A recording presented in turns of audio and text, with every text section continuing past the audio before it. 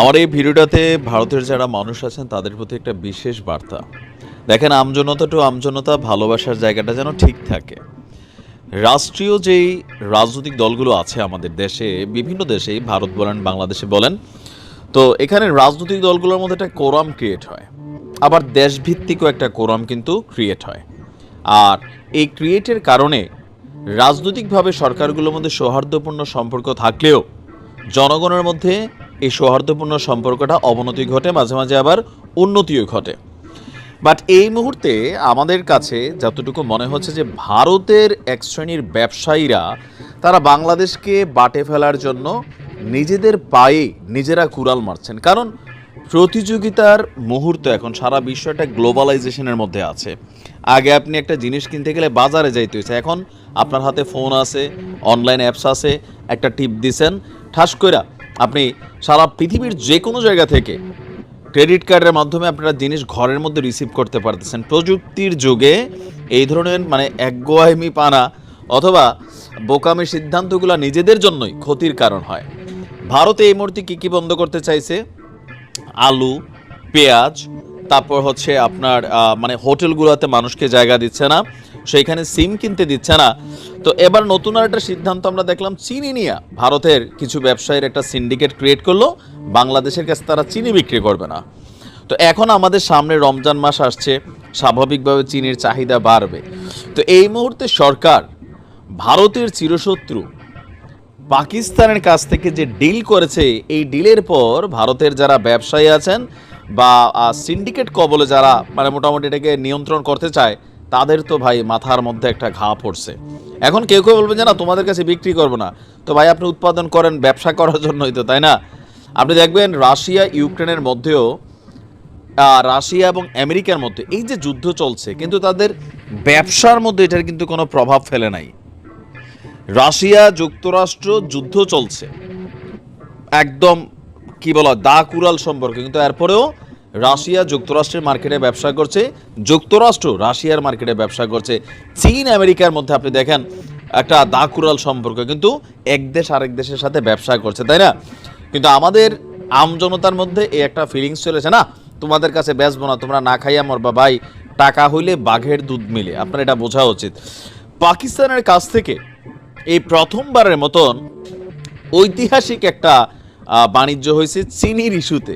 25,000 ton চিনি কিনেছে বাংলাদেশ। আপনার আগামী মাসেই এই চিনি বাংলাদেশের চট্টগ্রাম বন্দরে এসে পৌঁছাতে যাচ্ছে। আর এর মধ্য দিয়ে কয়েক দশক পর পাকিস্তানের কাছ থেকে এত বিপুল পরিমাণে চিনি বাংলাদেশ ক্রয় করেছে। এতদিন মূলত ভারতের কাছ থেকে আমরা এই পণ্যটি নিতাম, কিন্তু সার্বিক পরিস্থিতিতে ভারতের অনেক ব্যবসায়ী বাংলাদেশের সাথে ব্যবসায়িক সম্পর্ক ছিন্ন করার যখন ঘোষণা দিয়েছে, সরকার আগে থেকেই আগামী রমজানকে টার্গেট করে যেই মার্কেটটা যেন সিন্ডিকেটের কবলে না যায়, এই আমদানি রপ্তানির খেলাটা কিন্তু খেলে ফেলছে।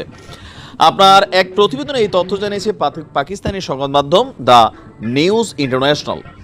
বলা হয়েছে, পাকিস্তানের কাছ থেকে 25,000 টন চিনি কিনেছে বাংলাদেশ, যা আগামী মাসে করাচি বন্দর থেকে চট্টগ্রাম বন্দরে পৌঁছাবে। আর আপনারা জানেন, স্বাধীনতার পরে প্রথমবারের মতন করাচি টু চট্টগ্রাম কয়েকবার কিন্তু জাহাজ আপ ডাউন করেছে। আর প্রধানমন্ত্রী শাহবাজ শরীফের অনুমোদনের পর এই বছর কম বেশি 6 লক্ষ টন চিনি রপ্তানির চুক্তি করেছে পাকিস্তানের চিনি শিল্প। এর মধ্যে 70,000 টন যাবে এশিয়ার দেশগুলোতে। থাইল্যান্ড পাকিস্তানের চিনি শিল্প থেকে 50,000 টন কিনে।